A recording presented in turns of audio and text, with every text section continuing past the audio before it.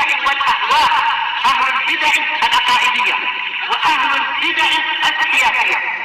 نقول بيننا وبينكم السلف، بيننا وبينكم الكتب، كان فيقول البدع بيننا وبينكم.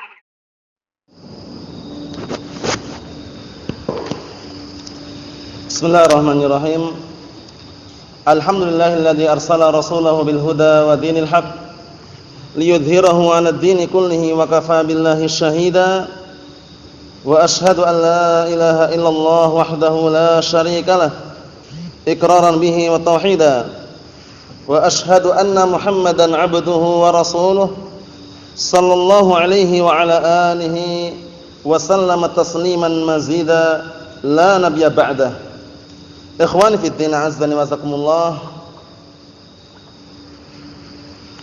Insyaallah taala berhubung malam ini Ustaz Bilal ada keperluan, menjadi untuk sementara jadwal beliau ana gantikan, dan kita akan melanjutkan bacaan kita terhadap syarah al-wajibat al-mutahattimat.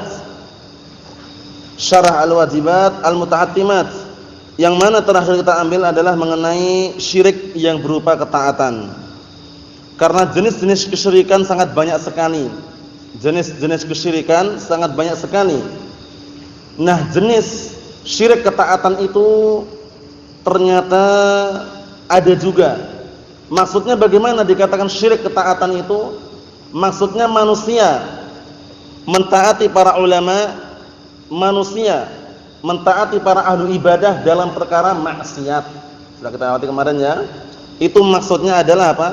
Maksudnya adalah melakukan kesyirikan karena dia mentaati selain Allah Subhanahu wa taala. Paham ya? Mentaati para ulama, mentaati para ahli ibadah dalam perkara maksiat, itu namanya apa? Namanya mengibadahi mereka. Walaupun tidak nyembah, tidak sholat di hadapan mereka. Nanti akan ada rincian yang sangat bagus yang disampaikan oleh Syekhul Islam Ibnu Taimiyah rahimahullah. Kita lanjutkan. Qala Syekhul Islam Ibnu Taimiyah rahimahullah. Syekhul Islam Ibnu Taimiyah, beliau adalah ulama Ahlus Sunnah. Nama beliau Ahmad bin Abdul Halim. Syekhul Islam Ibnu Taimiyah, nama beliau adalah Ahmad bin Abdul Halim, Abul Abbas kunyahnya.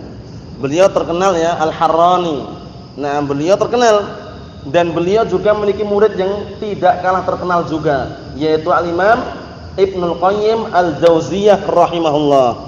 Jadi kalau antum dengar Syekhul Islam Ibnu Taimiyah, siapa namanya? Ahmad bin Abdul Halim. Kunyahnya Abul Abbas. Ahsantum barakallahu fikum.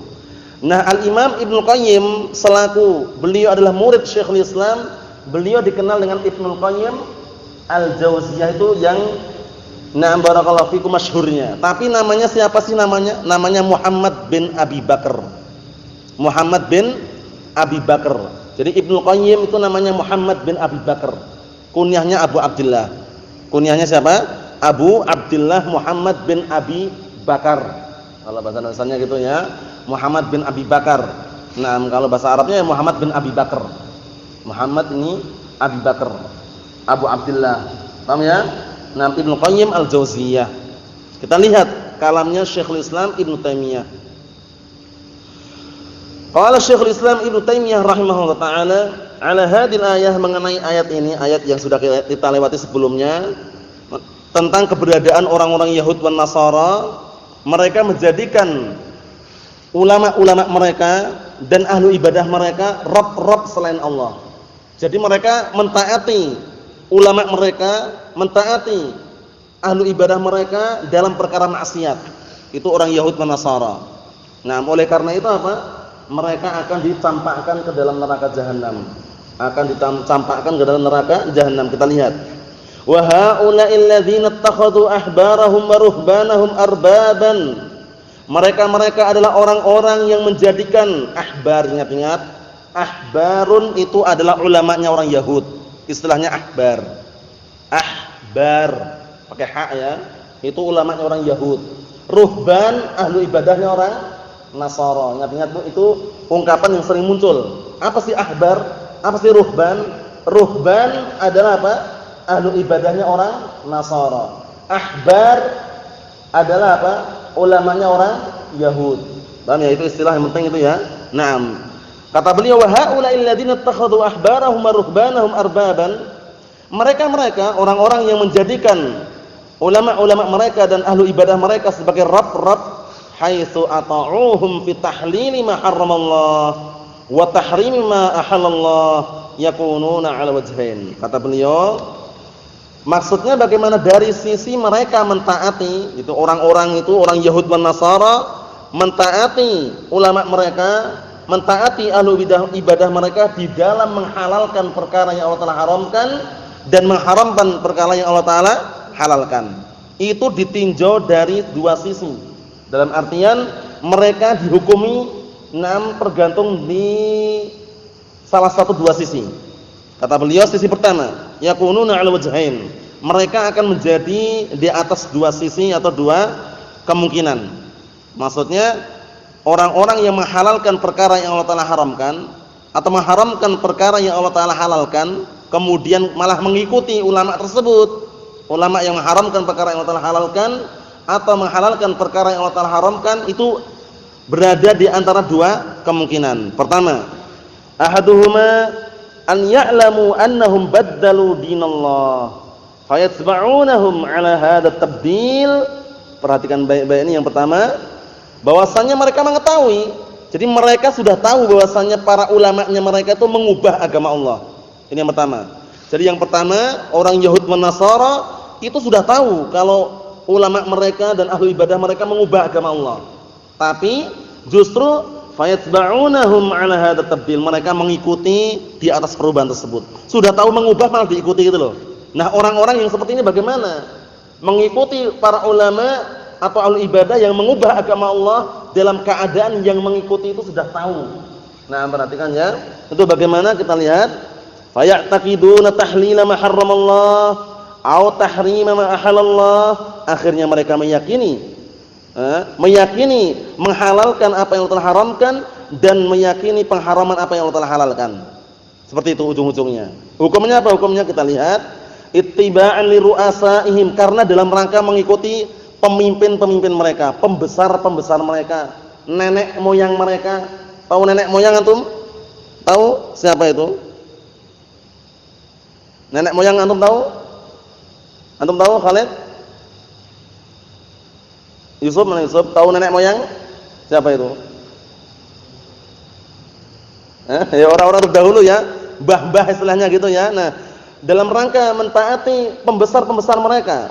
Naam, ma'ilmihim, bersamaan mereka tahu, bersamaan ilmu mereka mengetahui annahum khalafu dinar rusul, bahwasanya para ulama mereka, para ahlu ibadah mereka menyelisih agama para rasul. Tahu gitu loh. Jadi orang-orang ini mengikuti para ulama dan ahlu ibadah di dalam menghalalkan perkara yang Allah Taala haramkan atau di dalam mengharamkan perkara yang Allah Taala halalkan dalam keadaan mengetahui. Itu kesimpulannya. Hukumnya bagaimana? Fahadza kufrun. Ini hukumnya. Maka yang seperti ini apa? Adalah kekufuran. Karena tahu, sudah tahu ngelanggar gitu loh.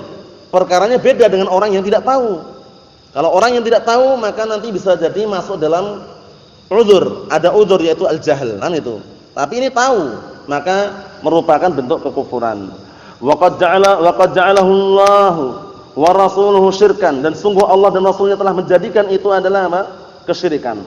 Wa illam yakunu yusalluna lahum wa yasjuduna lahum. Perhatikan baik-baik, walaupun orang-orang yang mengikuti tadi tidak salat untuk mereka, tidak sujud untuk mereka. Jadi mengibadahi para ulama atau mengibadahi ahli ibadah itu enggak harus sujud di depannya gitu, enggak harus salat untuk di depannya itu enggak. Tapi apa? Mentaati mereka di dalam perkara yang Allah Taala haramkan dan perkara yang Allah Taala halalkan, kemudian mereka mengharamkan. Paham itu maksudnya ya? Itu adalah mengibadahinya. Sebagaimana tafsiran kemarin sudah kita lewati. Na'am barakallahu fikum, kata Rasulullah, fatilka ibadatuhum. Itu ibadah mereka. Ibadahnya apa? Mentaati para ulama dan para ahli ibadah di dalam menghalalkan perkara yang Allah Taala haramkan dan mengharamkan perkara yang Allah Taala halalkan. Itu ibadah. Jadi jangan sampai pandangan kita, wah dia enggak nyembah kok, enggak salat di depannya, enggak sujud di depannya. Walaupun enggak salat di depannya, enggak sujud di depannya, kalau dia mentaati dalam perkara tadi, masuk dalam beribadah. Paham ya? Karena perkara menghalalkan, mengharamkan itu hak Allah Subhanahu wa taala. Apa maksudnya ya? Nah, barakallahu fikum, dan juga yang Allah taala wahyukan kepada Rasulnya sallallahu alaihi wa ala alihi wasallam enggak boleh sembarangan. Kita lihat. Naam. Kata beliau, "Fa kana man ittaba'a ghairahu fi khilafid din ma'a ilmihi annahu khilafud din wa i'taqada ma qalahu dzalik duna ma qalahu Allah wa rasuluh musyrikan misla haula."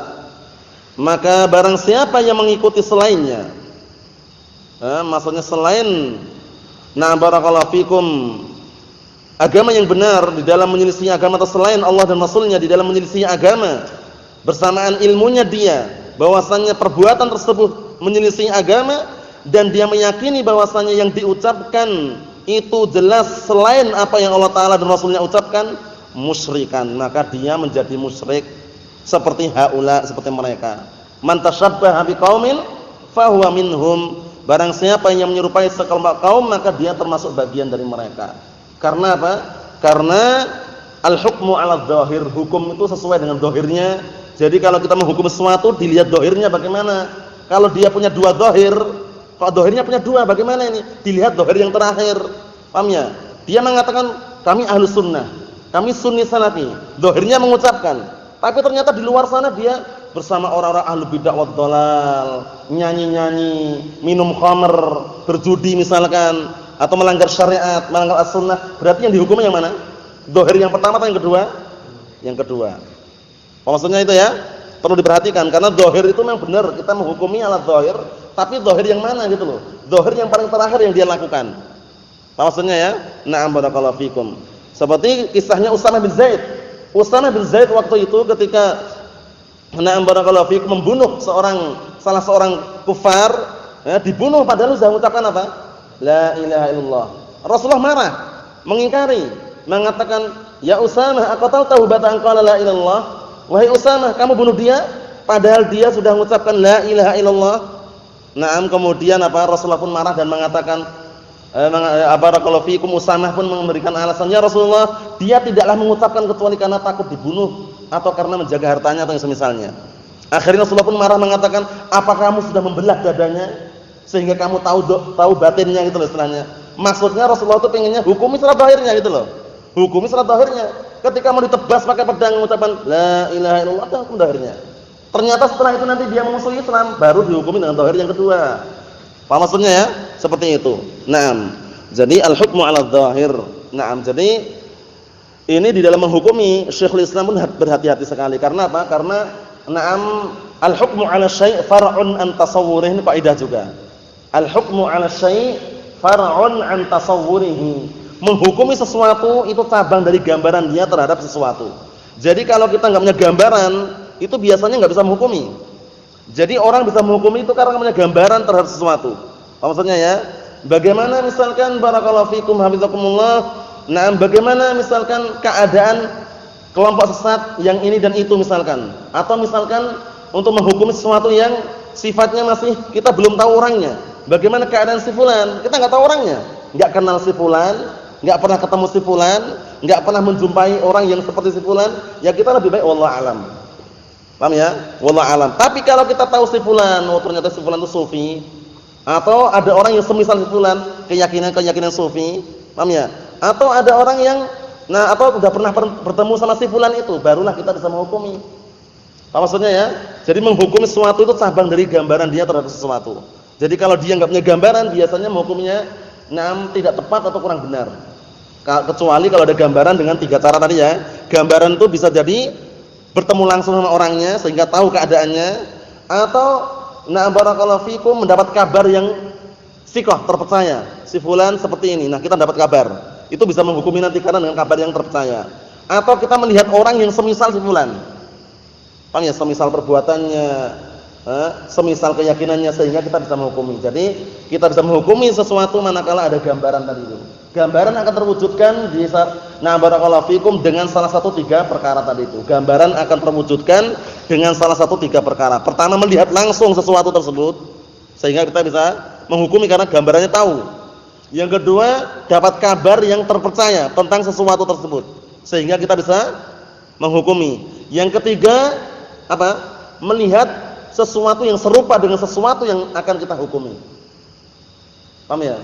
Melihat sesuatu yang serupa dengan sesuatu tersebut. Paham ya? Susah ya? Nah, bisa ngulangi atau kira-kira? 3 perkara ini bisa ngulangi? Coba ulangi. Kapan seseorang bisa menghukum sesuatu? Pertama dia telah menjumpai orang tersebut. Atau yang pertama dia telah bertemu langsung atau mengetahui sesuatu tersebut. Yang kedua? Dia mendapatkan berita yang sahih. Nah, dia mendapatkan kabar yang terpercaya, sikoh tentang sesuatu tersebut. Yang ketiga, Dia telah mendapatkan sesuatu yang mirip sama dengan sesuatu tersebut. nah, dia mendapatkan sesuatu yang serupa dengan sesuatu tersebut. Paham ya? Nah, globalnya kita ada ya. Yang jelas barakallahu fikum wa hafizakumullah. Nah, Syekhul Islam telah memberikan hukum untuk yang pertama, hukumnya adalah kekufuran bagi orang-orang yang mengikuti para ulama, mengikuti ahlu ibadah dalam menghalalkan perkara yang Allah telah haramkan, mengharamkan perkara yang Allah telah halalkan dalam keadaan dia tahu bahwasanya itu menyelisih syariat. Alam tara ilal ladzina baddalu ni'matallahi kufran wa ahallu qaumahum darul bawar. Artinya apa? Bukankah kau telah melihat kepada apa? Alam tara ila apa? Illal ladzina baddalu ni'matallahi kufran wa ahallu qaumahum darul bawar. Artinya apa? Bukankah kau telah melihat kepada orang-orang yang mereka mengubah nikmat Allah Subhanahu wa taala dengan kekufuran. Akhirnya apa? Akhirnya mereka pun juga menghalalkan. Akhirnya mereka mendapatkan, membikin kaumnya itu mendapatkan darul bawar, negeri yang penuh dengan bencana, negeri yang penuh dengan siksaan. Neraka maksudnya. Jahannam yaslaunaha wa bi'sal qarar. Ujung-ujungnya ke neraka jahanam tadi itu. Padahal neraka jahanam sejelek-jelek tempat kembali. Allahul musta'an. Kita lihat sini. Asani yang kedua, an yakuna i'tiqaduhum wa imanuhum bitahrimil haram wa tahlilil halal sabitan. Yang kedua perhatikan baik-baik ya. Yang pertama tadi kekufuran, yang kedua yaitu keyakinan mereka dan keimanan mereka di dalam mengharamkan perkara yang haram dan menghalalkan perkara yang halal sabitan. Itu ada pada diri mereka. Jadi mereka sudah tepat sebenarnya. Paham ya? Mereka meyakini dan mengimani mengharamkan yang haram, menghalalkan dan yang halal. Jadi seperti itu. Ada pada mereka. Cuman lakinnahum ata'uhum fi ma'siyatillah. Tapi orang-orang tadi mentaati para ulama, mentaati para ahli ibadah di dalam berbuat maksiat kepada Allah Subhanahu wa taala. Paham ya? Jadi para ulama, para ahli ibadah di dalam mengharamkan kita juga apa? Mengharamkan. Di dalam menghalalkan kita juga menghalalkan. Cuman bedanya barakallahu fikum, mereka justru mentaati para ahli ibadah dan para ulama di dalam apa? Maksiat kepada Allah Subhanahu wa taala. Padahal ketaatan itu harus ada ikatan. Kita tidak boleh sembarang barakallahu fikum taat kepada makhluk. Taat kepada makhluk itu ada syaratnya. Syaratnya apa? Nah, mentaati pada perkara yang ma'ruf. Walaupun itu kedua orang tua kita nyuruh tolong belikan sabu-sabu misalkan, atau tolong belikan narkoba misalkan aja. Orang tua yang nyuruh, kita enggak boleh sami'na wa ata'na, enggak boleh. Karena perintahnya apa? Maksiat. Paham ya? Perintahnya maksiat. Nah, kita diperbolehkan dan wajib mentaati pada perkara yang ma'ruf. Nah, barakallahu fiikum. Kita lihat sini. Kama yaf'alul muslim ma yaf'aluhu minal ma'asi, sebagaimana yang dilakukan oleh seorang muslim apa yang dia kerjakan berupa maksiat-maksiat allati ya'taqidu annaha ma'asin, yang dia meyakini bahwasanya itu adalah maksiat. Karena inilah bedanya perbuatan apa? Maksiat dan perbuatan bid'ah. Jadi perhatikan ya perbedaannya ya. Perbuatan maksiat dengan perbuatan bid'ah. Kalau pelaku maksiat itu anak yakin dan kita semua yakin bahwasanya dia mengaku itu maksiat. Tapi kalau pelaku bid'ah, terkadang seringnya dia enggak akan mengatakan itu bid'ah. Ini ibadah kok. Ya enggak? Seringnya gitu. Oleh karena itu pelaku bid'ah itu sulit dan jarang sekali dapat taufik untuk segera bertaubat. Paham ya? Sekarang misalkan barakallahu fikum bid'ahnya memperingati Maulid Nabi. Bid'ahnya memperingati Isra Mi'raj. Bid'ahnya memperingati ulang tahun. Tahu ulang tahun enggak antum? Ulang tahun tahu? Naam. Paham ya? Tapi dia meyakini itu adalah apa? Ibadah gitu loh. Ini enggak ada dalilnya ini. kalian memperingati Maulid Nabi enggak ada dalilnya. Siapa bilang ini ibadah katanya. Jadi pelaku bid'ah itu sudah meyakini perbuatan bid'ah itu apa? Ibadah, sehingga sulit untuk bertobat. Tapi kalau pelaku maksiat, bayangkan kalau pelaku maksiat atau mengingatkan, Pak, ini haram Pak, zina enggak boleh, haram Pak. Enggak ada yang ngomong zina itu ibadah. Ada enggak kira-kira? Zina itu ibadah ada enggak kira-kira? Antum siapa namanya? Siapa namanya? Siapa? Mudin. Budi. Oh, na'am, barakallahu fiikum ya na'am. Hayakallah ya. Na'am, na'am. Budi ya na'am, barakallahu fiik. Labas. Jadi enggak ada yang pelaku maksiat mengatakan maksiat itu ibadah. Tapi kalau pelaku bid'ah banyak yang mengatakan ibadah. Oleh karena itu Rasulullah mengatakan sesungguhnya Allah Subhanahu wa taala tidak mengampuni taubatnya pelaku bid'ah. Maksudnya apa? Tidak segera memberikan taufik untuk apa? Bertobat. Paham ya? Nah, pelaku bid'ah. Tapi kalau pelaku maksiat, nah barakallahu fikum, seringnya segera. Karena dia meyakini maksiat itu ya maksiat. Enggak ada yang mengatakan maksiat itu ibadah. Ada enggak kira-kira? Enggak ada. Jadi paham bedanya ya? Apa bedanya, ulangi? Kalau pelaku maksiat dia mengetahui bahwa itu maksiat. Naam. Sedangkan pelaku bid'ah dia mengira bahwa itu ibadah. Sehingga Dia tetap melakukannya. naam, sehingga dia tetap melakukannya dan susah untuk segera bertobat. Paham itu ya? Itu sambungannya ya. Naam, barakallahu fikum. Kita lihat. Naam, fa haula ilahum hukmu amsalihim min ahli dzunub. Mereka mendapatkan hukum semisal mereka tapi termasuk kalangan ahli dzunub, orang-orang yang melakukan dosa. Ila akhir kalamihi rahimahullahu taala. Jadi perhatikan bedanya yang pertama dengan yang kedua. Kalau yang pertama itu benar-benar apa? Sudah tahu para ulama yang mengganti agama Islam, para ulamanya, para ahli ibadahnya mengganti agama Allah Subhanahu wa taala, dia malah tetap mengikutin, menghalalkan perkara yang mereka haramkan, atau menghalalkan perkara yang Allah Taala mengharamkan dan mengharamkan perkara yang Allah Taala halalkan. Dia ngikuti dan tahu dalam keadaan mereka mengubah tadi itu. Itu kekufuran. Kalau yang kedua beda. Yang kedua meyakini keyakinan mereka, keimanan mereka mengharamkan yang haram, meyakini yang halal itu halal, cuman mereka mentaati para ulama dan para ahli ibadah di dalam maksiat. Itu. Jadi bedanya pertama, yang kedua ya. Kalau yang pertama kekufuran, yang kedua adalah bisa dikatakan termasuk ahlu kabair. Paham ya? Nah, barakallahu fikum, yang namanya pelaku dosa besar tidak kafir. Pelaku dosa besar tidak kafir, hukumnya nanti di akhirat tahta masyiatillah, di bawah kehendak Allah Subhanahu wa taala. Tidak kekal di dalam api neraka. Berbeda dengan pendapat-pendapat kelompok sesat dari kalangan Khawarij wal Mu'tazilah. Kelompok Khawarij itu kelompok yang menyimpang. Hati-hati, Khawarij itu walaupun nama Khawarij di zaman sekarang tidak terkenal, enggak ada satu kelompok yang mengatakan kami Khawarij, itu enggak ada, tapi benih-benih pemikirannya masih ada. Itu hati-hati. Itu mereka apa, barakallahu fikum, asal usul pemikiran Khawarij adalah mengkafirkan pelaku dosa besar. Kalau sudah kafir bagaimana di akhirat nanti? Ya masuk neraka. Di neraka bagaimana? Kekal di dalamnya. Itu menurut kelompok Khawarij tadi. Mu'tazilah, kelompok sesat juga Mu'tazilah, mengatakan pelaku dosa besar di dunia tidak dikatakan mukmin, tidak dikatakan kafir, tapi di antara dua tempat. Di manzilah baina manzilatain, ya kan? Nah, dia berada di sebuah tempat di antara dua tempat. Lah mukmin bukan? Enggak mukmin, enggak kafir. Paham ya? Ya mungkin sebagian mereka mengatakan bi manzilatil fasik, seperti orang fasik itu, paham ya? Nah, barakallahu fikum. Namun ujung-ujungnya Mu'tazilah dan Khawarij dua-duanya sepakat di akhirat apa kekal di dalam api neraka, karena pendapat mereka menghilangkan syafaat. Tidak ada syafaat untuk ahlu kabair itu. Pelaku dosa besar nanti enggak ada syafaat menurut orang-orang apa? Mu'tazilah dan Khawarij. Khawarij siapa pencetusnya? Pertama kali Khawarij siapa? Dzul Khuwaisirah At-Tamimi. Dzul Khuwaisirah At-Tamimi.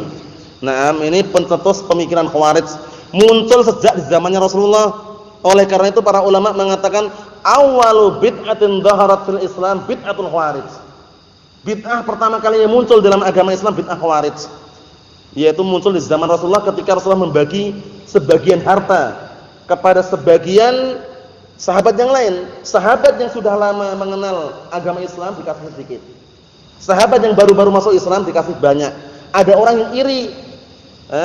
Kalau bahasa Jawanya meri, paham ya? Iri dia, iri pengen kok Rasulullah ini enggak adil gitu loh. Nuduh dia. Nah, Dzul Khuwaisirah ini. Karena Rasulullah ketika memberikan harta yang banyak kepada orang-orang yang baru masuk Islam, tujuannya apa sih tujuannya?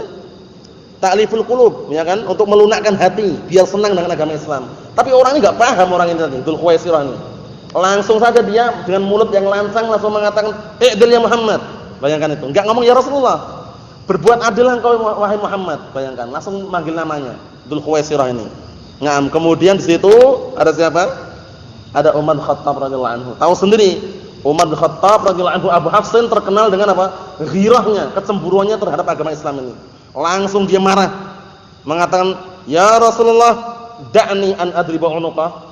Wahai Rasulullah, biarkan aku penggal leher orang ini. Paham ya? Nah, orang lahir Dzul Khuwaisirah tadi ya. Nah, barakallahu fikum, biarkan aku penggal leher orang ini. Tapi Rasulullah bagaimana mengatakannya? Enggak ngomong na'am, enggak. Rasulullah mengatakan, "Jangan. Biarkan Dzul Khuwaisirah itu hidup. Nanti akan lahir. Nah, seperti Dzul Khuwaisirah itu sampai nanti hingga saat ini. Benih-benih pemikiran Dzul Khuwaisirah masih ada, memberontak kepada pemerintah muslim yang sah. Ikut demo sana, demo sini, demo sana, demo sini, turunkan harga apa? BBM, turunkan harga bakwan. Macam-macam demonya, macam-macam. Paham ya? Hati-hati ya.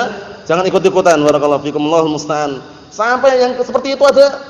Allah musta'an. Itu kelihatannya bukan khawarij, tapi pemikiran benih-benih pemberontakan itu ada. Rasulullah mengatakan seperti itu. Allahul musta'an. Jadi siapa tadi pencetus pemikiran khawarij? Dzul Khuwaisirah At-Tamimi. Jangan campur-campur ya. Ada Dzul Khuwaisirah, ada Dzulqarnain, pemilik benteng itu, benteng Ya'juj Ma'juj. Ada Dzul Suwaikotain, ada juga Dzul Nurain, ada juga Dzul Nitaqain, ada juga Dzul Sibtain, ada juga apa Dzul Malin. Dalam ilmu nahwu ada kan? Dzul siapa lagi? Dzul Kifli. Yang jelas yang Dzul seperti itu jangan sampai antum istilahnya tercampur ya. Caranya itu di tadwin. Tadwin itu ya mungkin kalau itu faedah ditulis di dalam buku tulis, kemudian ditulis Dzul Khuwaisirah, pencetus Khawarij. Dzulqarnain, raja yang bikin benteng Ya'juj Ma'juj. Dzul Nurain, Utsman bin Affan, seperti itu. Nah, barakallahu fikum, yang jelas yang pakai dzul itu banyak sekali. Dzul Suwaikotain. Siapa itu? Dzul Suwaikotain. Ayo, orang yang akan menghancurkan Ka'bah di akhir zaman nanti. Dzul Suwaikotain. Orang yang memiliki dua betis kecil. Dari mana asalnya Dzul Suwaikotain? Dari mana kira-kira asalnya? Dari mana kira-kira? Dari Ethiopia, Habasyah. Paham ya? Datang dalam sebuah hadis Rasulullah mengatakan, "Yakhribul Ka'bah ngam Dzul Suwaikotain minal Habasyah yaumil qiyamah." Akan menghancurkan Ka'bah nanti. Dzul Suwaikotain dari Habasyah, Ethiopia ya, hari kiamat nanti. Lah kok bisa? Padahal dulu aja ketika orang-orang tentara gajah, pasukan Al-Fil itu, tentara gajah, tentara Abroha itu ingin menghancurkannya, dihalangi oleh Allah Subhanahu wa taala, barakallahu fikum, kemudian dihancurkan oleh Allah Subhanahu wa taala dengan dikirimnya burung-burung. Barakallahu fikum. Tapi kenapa di akhir zaman kok mampu dan mungkin untuk menghancurkan? Padahal Dzul Suwaikotain orang yang memiliki dua betis kecil. Kira-kira kenapa kira-kira Abdul Fattah kira-kira? Bagaimana nih kejadiannya kira-kira? Kok mampu itu loh? Kok bisa? Kenapa? Ya itu jelas kehendak Allah jelas. Kalau kehendak Allah jelas ya, cuman kenapa sebabnya kok bisa dan mungkin itu loh. Padahal kaum muslimin kira-kira ada enggak di akhir zaman tersebut? Kira-kira gimana jawabannya? Wallahu alam. Allah bahas jawabannya enggak ada. Nah. Atau gimana kira-kira Pak Numan? Ini karena Allah sudah melindungi lagi. Nah, sahih. Allah Ta'ala enggak melindungi lagi, benar ya? Benar. Nah, cuman sebabnya kenapa gitu loh. Kan ada sebab lah istilahnya. Kaum mukminin kemana? Kaum mukminin, kemudian muslimin kemana mereka? Paham ya? Kemana mereka kira-kira?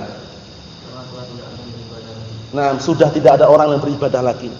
Orang-orang jahat semua. Karena hari kiamat itu kan tidaklah tegak kecuali apa? Di atas orang-orang yang jahat. La taqumus sa'ah illa 'ala syirril khalqi. Tidaklah tegak hari kiamat kecuali di atas orang-orang yang jahat semuanya. La taqumus sa'ah hatta la yuqal fil ardi Allah Allah.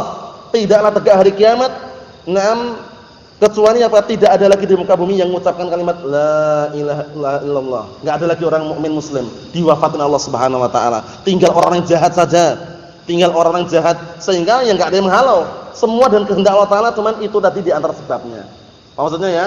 Na'am barakallahu fikum. Kita lihat di sini. Jadi kesimpulannya barakallahu fikum hafizakumullah, jenis syirik yang ketiga yang kita baca yaitu syirik masalah ketaatan itu sangat berbahaya sekali. Jangan sampai kita mentaati pemimpin-pemimpin kita atau mentaati orang-orang barakallahu fikum di dalam mengharamkan perkara yang Allah Taala halalkan atau di dalam menghalalkan perkara yang Allah Taala haramkan. Itu hati-hati barakallahu fikum. Naam. Paham maksudnya ya? Ewa, tadi sebenarnya rangkaian rincian daripada pelaku dosa besar tadi ya. Mu'tazilah siapa pencetusnya? Kalau Khawarij sudah dikenal apa? Dzul Khuwaisirah. Kalau Mu'tazilah ingat enggak? Mu'tazilah Wasil bin Atha. Ingat-ingat ya, siapa? Wasil bin Atha Al-Mu'tazili. Namanya Al-Ghazzal. Nah, maksudnya apa? Dia waktu itu kisahnya panjang lebarnya, ringkasnya barakallahu fikum, enggak usah panjang lebar, ringkasnya aja. Nah, barakallahu fikum ketika berada di majelisnya Al-Imam Hasan Al-Basri. Jadi, Wasil bin Atha ketika berada di majelisnya Al-Imam Hasan Al-Basri, ada orang bertanya, "Ya Imam, ma hukmu sahibil kabirah?" Wahai Imam, apa hukum pelaku dosa besar? Nah, langsung Wasil bin Atha berdiri. Padahal Imam Hasan Al-Basri sudah mau jawab, tapi dia berdiri duluan.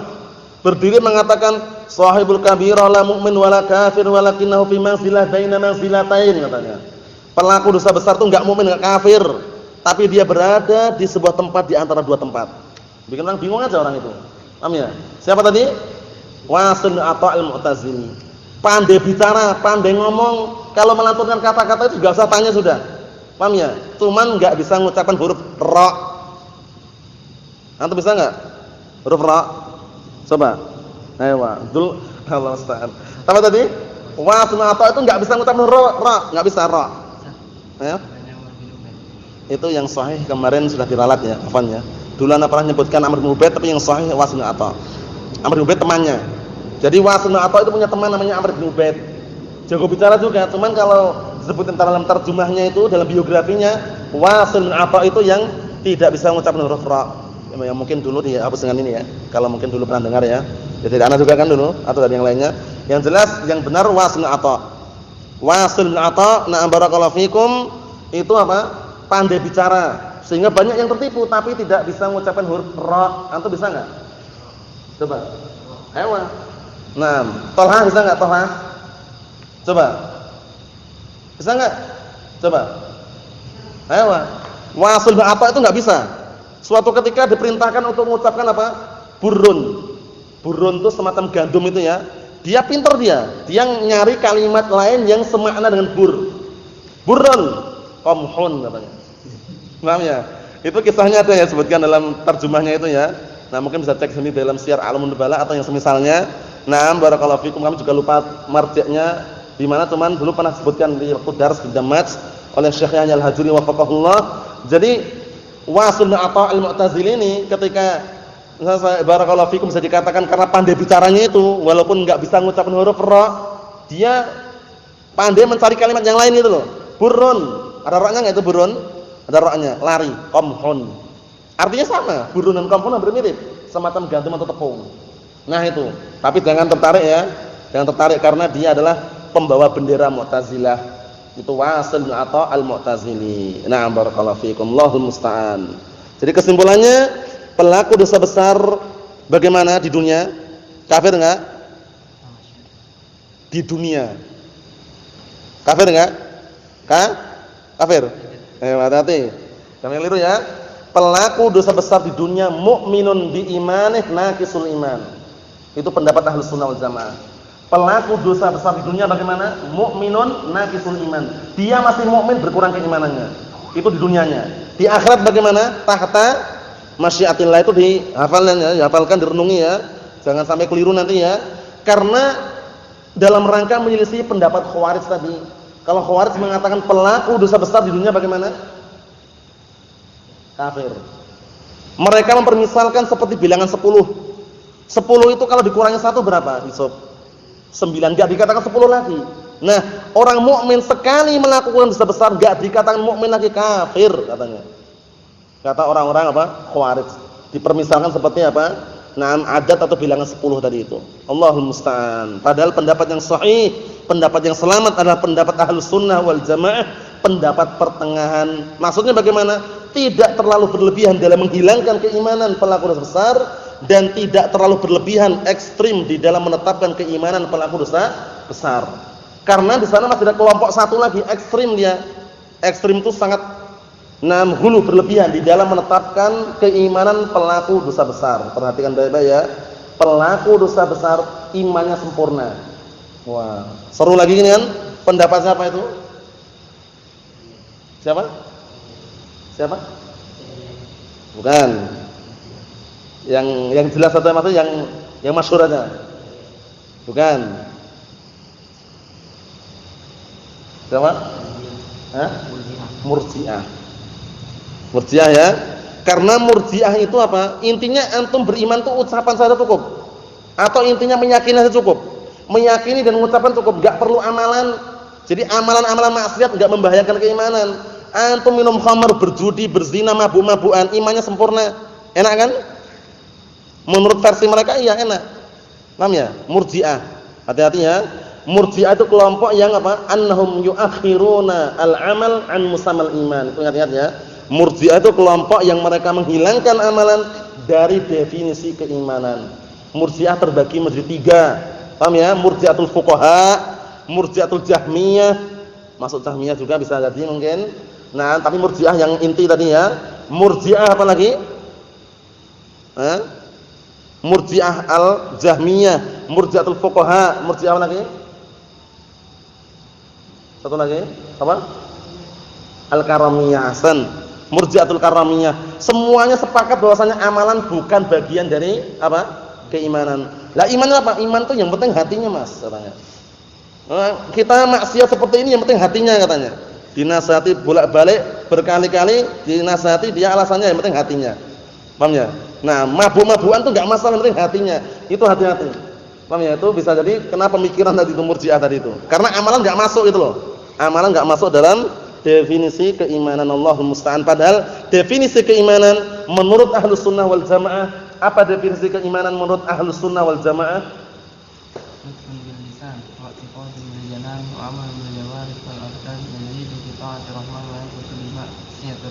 Naam, 5 poin definisi iman menurut Ahlus Sunnah wal Jamaah. Nutqun bil lisan, diucapkan dengan lisan. Wa'tiqadun bil janan. Apa maksudnya? Wa'tiqadun bil qalb, diyakini dengan hati. Kemudian apa? Wa amalun bil jawarihi wal arkan, diamalkan dengan anggota badan. Yazidu bit ta'ah, bertambah dengan ketaatan kepada Allah Taala.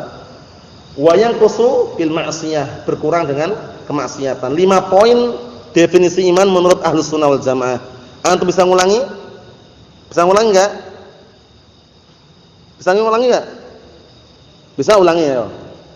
1. Kalau enggak bisa bahasa Indonesianya, bahasa Arabnya. Ini kebalik ya. Kalau enggak bisa bahasa Arabnya, bahasa Indonesianya. Diucapkan dengan lisan. Diyakini dengan hati, terus diamalkan dengan anggota badan ya, bertambah dengan ketaatan. Naam, berkurang kemaksiatan. Itu hati-hati ya. Itu definisi iman menurut Ahlus Sunnah wal Jamaah. Berarti ada amalannya gitu loh. Bukan semata-mata ucapan, bukan semata-mata keyakinan, tapi amalan yang dijadikan inti timbangan. Barakallahu fikum, seperti itu. Jadi sudah kita sebutkan sebuah faedah yang sangat berharga mengenai pelaku dosa besar. Ada berapa kelompok tadi? Ada 4 kelompok. Yang selamat adalah kelompok yang pertama, yang pertengahan, yaitu Ahlus Sunnah wal Jamaah. Sebagaimana firman Allah Subhanahu wa taala, wa kadzalika ja'alnakum ummatan wasata. Dan demikian akan menjadikan kalian itu umat pertengahan, la ifrat wala tafrit, tidak berlebihan, tidak meremehkan. Berbeda dengan Khawarij. Khawarij ekstrim di dalam menghilangkan apa? Keimanan pelaku dosa besar. Berbeda dengan apa tadi? Murji'ah. Murji'ah ekstrim di dalam menetapkan keimanan pelaku dosa besar. Ahlus Sunnah pertengahan. Pelaku dosa besar kafir enggak? Tapi ahsan, mu'minun naqisul iman, mukmin tapi berkurang keimanannya. Pelaku dosa besar di akhirat kekal enggak di neraka?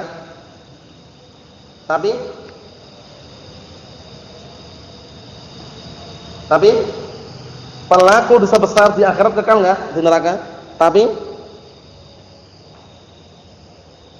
Ustaz enggak bisa sih? Pelaku dosa besar di akhirat kekal enggak di neraka?